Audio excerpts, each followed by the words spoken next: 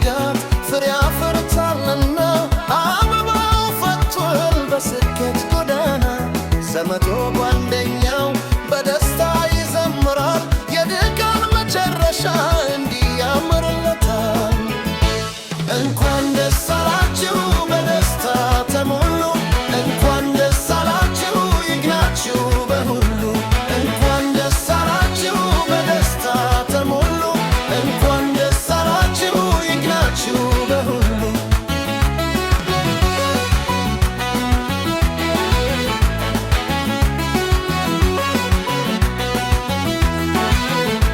ዛሬ ቀን ነው የክብር